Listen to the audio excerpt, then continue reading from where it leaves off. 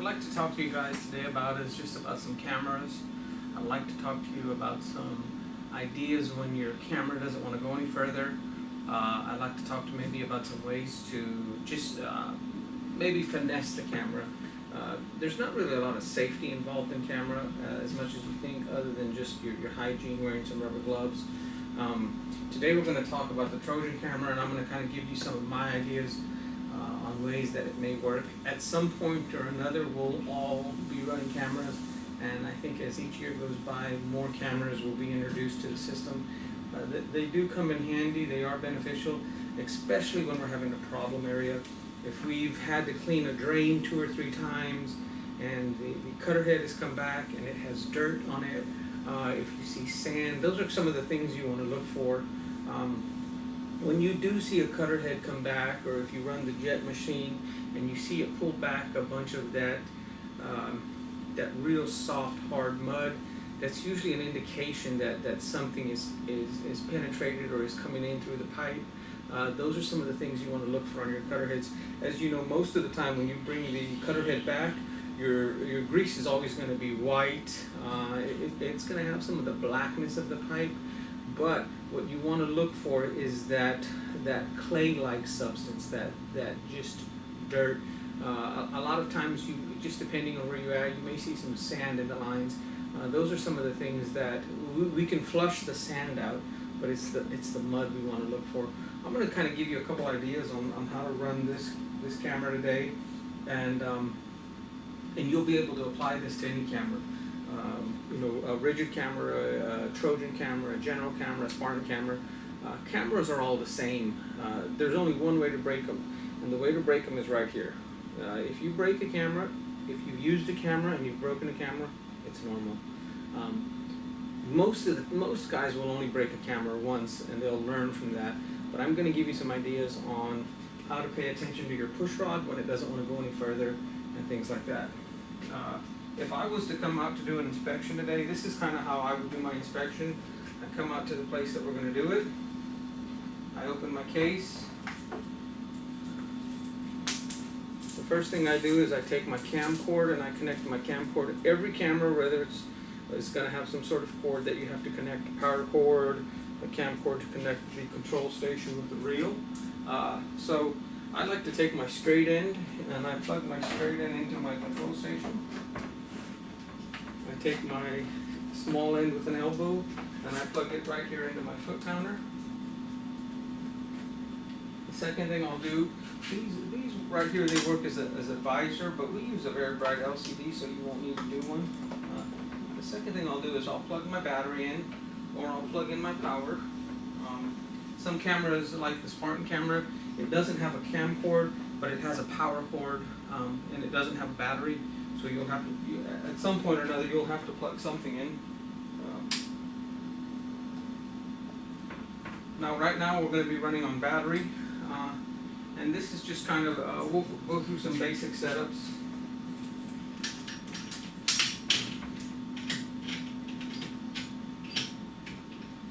We're going to engage the foot counter right here. And as we talk about cameras today, what I really want to talk about is as you get acquainted with them. A lot of times running a sewer machine, we run a sewer machine or a jet machine, we run it with force.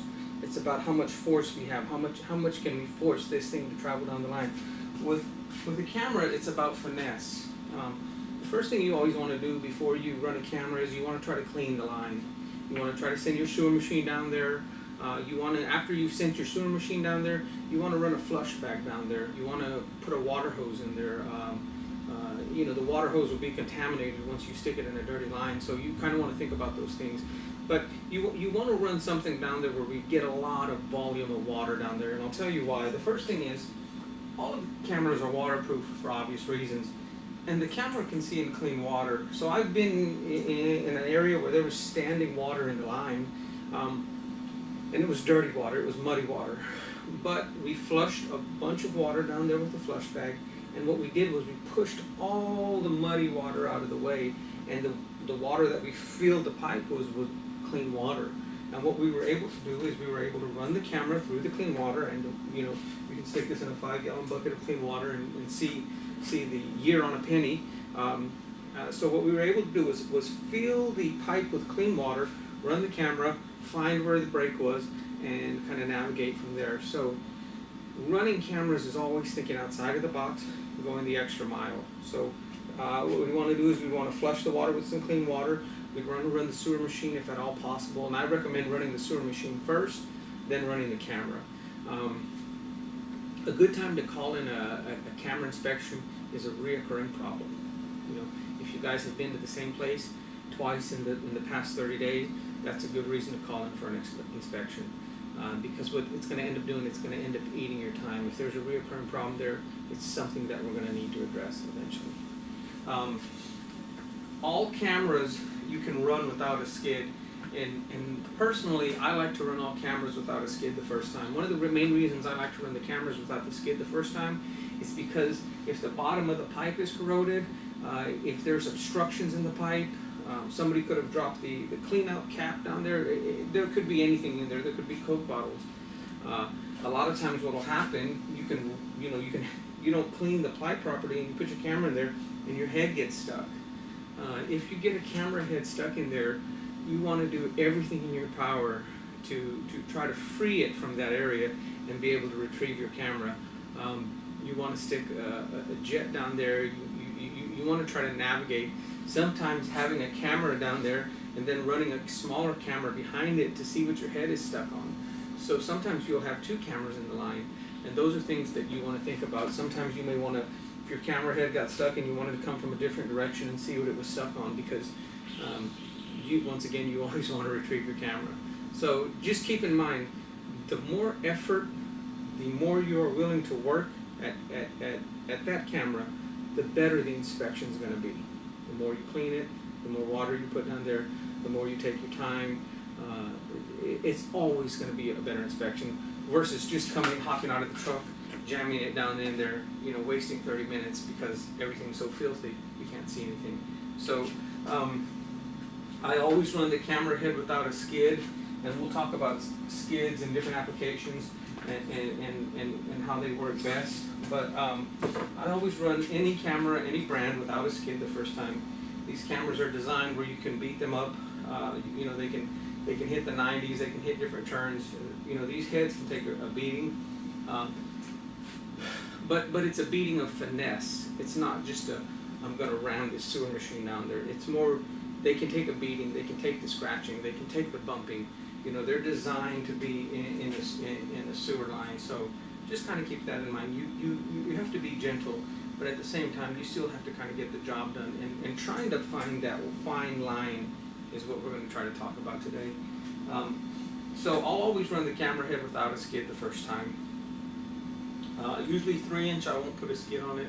4-inch, I generally won't put a skid on it. But when we get into 5 and 6, I'll always use like a 4-inch skid in like a 6-inch line, and we'll attach the skid on there. And what that skid does is it picks the camera head up off the bottom of the pipe. So if there's standing water, it tries to pick the head up above the water. Also, if you run it in something a little bit larger, knowing what skid is going to work the best for you. So knowing which skid is going to work the best for you to really center that camera in the pipe and give you the best picture possible. When you use the larger cameras, you're generally going to get the self-leveling heads, and that's really what you want. You always want a self-leveling head. It really just makes it a little bit easier for the inspection and to try to figure out what you're doing. A pair of latex gloves is usually all you need when you're running a camera. One of the things I like to do is I like to get my camera down there to my clean out, and then I always like to reset my foot counter so I can get a good reading on it and see which one, to be able to say from this point on, when I come out of this clean out, I'm 30 feet. And that way, if you kind of have to give an idea of what you're going to do, you'll know exactly how you want to be able to just say, hey, right here we're going to have to dig, 3 feet for 12 feet, and really be able to kind of just put the job down on paper so it looks good and it looks professional. When you're running the camera, and you're running it down in through the line, obviously watching your video is a big help, but knowing when and how to push. Once again, if it's a dry line, running a little water down there is going to slick it up. I have a lot of customers that use Rain-X when the camera is dry. They buff the camera head out with Rain-X, and what happens is the grease and the waste tend to slide off on the Rain-X. We also have another group of guys that use tire shine whenever they get done cleaning. You know, when you're running your camera, when you bring your camera back in from the clean out, when you're running it in, you can kind of clean. And by doing this, you kind of just keep the push rod clean. I have another group of guys that they run tire shine on it. Running that tire shine on it, it makes that push rod, it kind of builds up a resistive coating on there, and it makes that push rod nice and slick. And as you know, when you run it in cast iron, the cast iron is so porous that it tends to drag these lines. So what we want to do on that is try to make that as slick as possible. So any brand of tire shine is pretty good. Once again, it just depends on how much time you want to spend on the camera. But as far as maintenance and care, you can take these off. You can use Clorox wipes. You can lay any camera on the ground. You can spray it with a water hose, some bleach on a spray. If you're traveling in your van with it and it stinks, don't be scared to put a little water on this and this. You're not going to hurt anything. It's okay to clean your camera. It won't do any damage. And not all of you will do it, but to the ones that will do it, it's always greatly appreciated. All cameras have a transmitter in the head, so they do send out a signal, and we'll go over locating in just a minute. So with a pair of latex gloves, you're pretty much good to go. Run your camera down into your clean out. When you get to that point, always reset it. And what I like to do when I'm running it is I like to just kind of be down in my clean out, kind of running it, watching my camera, and also I always want to feel. I always want a nice latex glove, but I want to feel what my push rod feels. You'll be able to tell what you're feeling. You know, maybe not the first one or two times, but what will happen over time is you will be able to feel when you come through like a transition, and you can kind of feel where it's a 90. And I do what's called chukka, is you take it, and let's just say it's stuck right there in a tough spot. You kind of get yourself a little bit of running room is what I call it, and you go 1, 2, 3. And a lot of times, it's not a force. You know, the amount of pressure that I'm actually pushing, I'm not pushing it like this, but what I'm actually pushing it is with my fingertips. I'm going 1, so if you could see my hand, you would see that I'm really fingertip pushing it. And so if I'm at a tough spot in the pipe, what I'll do, I'll get me a little bit of running room is what I call it, where I've got kind of a little bit, and I'm like 1, 2, and I'll kind of work it through that one spot right there. If you're in the pipe and your lens is dirty, let's just say we picked up a bunch of debris going in, no problem. Stick a water hose in the line, and once you see the water come washing over your camera, do the chukka once again. Get your camera, bounce it up and down, and what will happen is that clean water in there will rinse on the camera head and kind of help you clean your line. There comes to a point in every camera job where the camera head doesn't want to go. There's a couple different ways you can get the camera head to go the distance. One, you can pull it behind a jetter. You can put this about 6 feet behind the jet nozzle, and you can gently pull it through the line. There's a couple different ways that there's always going to be a distance that you have to travel, and that's where you'll have to think outside the box. But don't be scared to pull your heavier duty cameras behind a jetter. They can handle it. Obviously you don't want it a foot or 2 foot behind it, but you do want it back there. Especially in some of like the stadiums, like some of the bigger stadiums, like football stadiums, where you need to really go the distance. You're always going to have to think outside the box. There's always going to be a couple jobs a year that are real tough, and on those jobs, those are the ones that we want to come in and help you guys the most that we can. There comes a moment when the camera head doesn't want to go, and you have to recognize that moment, and I'm going to try to explain that moment to you. Let's say that we've run the camera out 100 feet. What happens when the camera head doesn't want to go any further, it's going to do something like this. When the camera head doesn't want to go any further, let's just say that we have the camera head in the ground. There's going to come a moment, and this is the best way I can describe it to you. The push rod will spiral. The push rod will spiral. So if this is my cleanup and it doesn't want to go anymore, the push rod will kind of spiral like this. As I look at it from the top, it'll look like a spiral right there. It spirals around. That's the moment where you can't push the camera anymore. Okay. Let's just say there's a blockage there. Let's just say there's a broken pipe and it's uneven. That's the moment you want to look for. As you're looking down on it, it's going to kind of look like that. It's going to kind of have that look to it. When you see it spiral around down inside of that pipe, that's this saying, I can't go anymore. What's happened is the energy is traveling and it's creating this spiral effect.